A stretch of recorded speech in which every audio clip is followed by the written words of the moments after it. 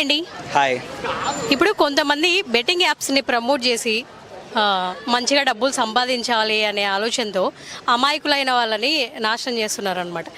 అంటే zero knowledge ఉండే వాళ్ళు కూడా ఏదో ఈజీ ఇన్కమ్ కోసం అరే ఇది ఆడితే వచ్చేస్తుంది కదా అన్నట్టు వచ్చేస్తున్నారు దీంట్లోకి. అంటే ఇప్పుడు బెట్టింగ్ యాప్స్ని ప్రమోట్ చేసే వాళ్ళ గురించి మీరు ఏం చెప్తారు? ఆల్రెడీ నిన్న మొన్న చూస్తే లాస్ట్ 3 డేస్లో కొంతమందిని అరెస్ట్ చేశారు. దాని గురించి మీరు ఏం చెప్తారు? ఇప్పుడు ప్రతి ఒక్కరు ఒక యూట్యూబర్ ఇన్ఫ్లుయెన్సర్ అంటే ప్రతి ఒక్కడు వాళ్ళ ఇంట్లో కన్నా ఎక్కువ నమ్ముతుండే యూట్యూబ్ వాళ్ళని. అది ఇమ్రాన్ ఖాన్ అయినా సరే, లేకపోతే ఇంకో లోకల్ బాయ్ నాని అయినా సరే, ఎవడైనా సరే.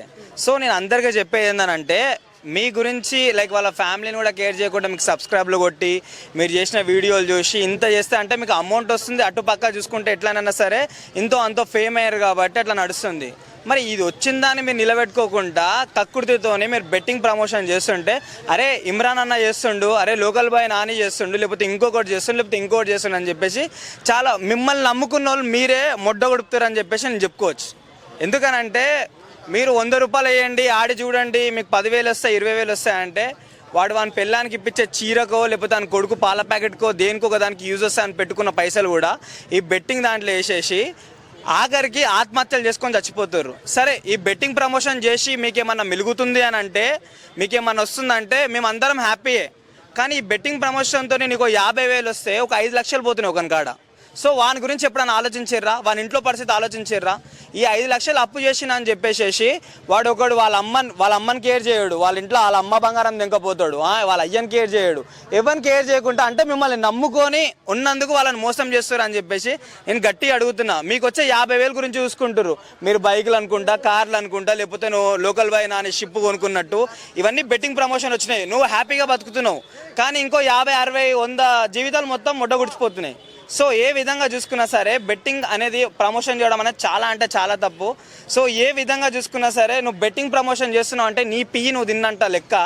సో ఒక్కరిని నువ్వు పట్టించుకొని లైక్ నువ్వు అంటావు, అరే నా యూట్యూబర్స్కి నేను ఏదో ఒకటి ఇవ్వాలి, నేను ఏదో ఒకటి చేయాలి అని చెప్పేసి అని అంటావు. నువ్వు బెట్టింగ్ ప్రమోషన్ చేస్తుంటే నువ్వేం చేయట్లేదు, వాళ్ళ సావు వాళ్ళ దగ్గరికి తీసుకొచ్చి వాళ్ళని చంపేస్తున్నావు, అంతకుమించి ఏం లేదు. సో ప్రతి ఒక్కరికి చెప్పేది ఏంటంటే, అన్న మీకు ఏదైనా యాప్ ప్రమోట్ చేస్తే నలుగురికి సాయం అవుతుంది అంటే మనం చేయాలి, అంతేగాని ఇతరు వాళ్ళ జీవితాలు నాశనం అవుతున్నాయి అంటే మాత్రం అసలుకి చేయకూడదు ఆ పని. అట్లాంటిది ఓ 10,000, 20,000 వస్తుందని చెప్పేసి ఆశపడుతున్నావు. నువ్వు 10,000, 20,000 నీకు ఇస్తుండే ఒక డొక్కంగానికి నీకు ఇస్తుండంటే వాని బెట్టింగ్ యాప్కి ఎంత లాభమో వాని జీవితం ఎంత నాశనం అవుతుందని చెప్పేసి ఎవరు ఆలోచించట్లేదు.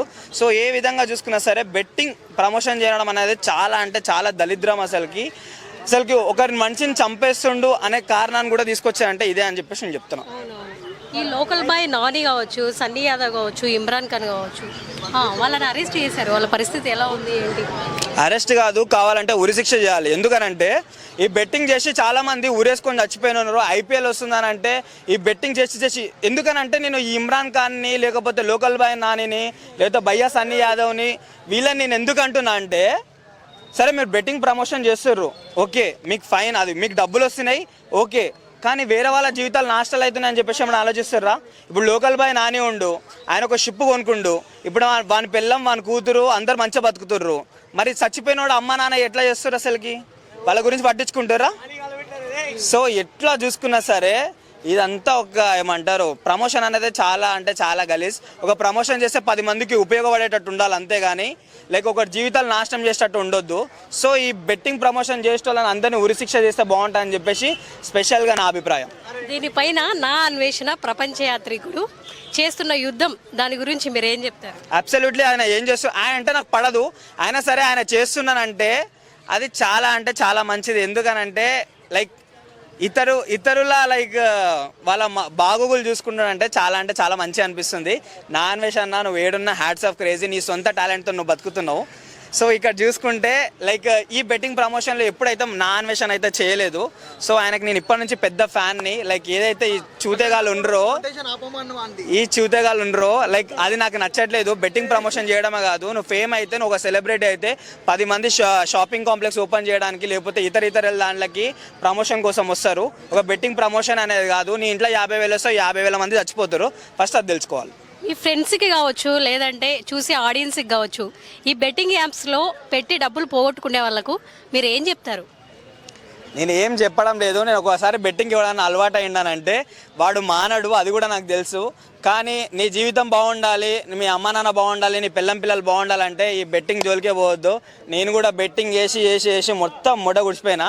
ఇంకా నాలాగా ఎవరు కావద్దు. నేను మొడ గుడిచిపోయి ఇట్లా పార్కుల చుట్టూ, సినిమా థియేటర్ల చుట్టూ తిరుగుతున్నా. So please try to understand. ఎవరు వేయకండి. ఇప్పుడు ఐపీఎల్ వస్తుందిగా, దానికి కూడా వేయకండి. థ్యాంక్ యూ అండి, థ్యాంక్ యూ సో మచ్.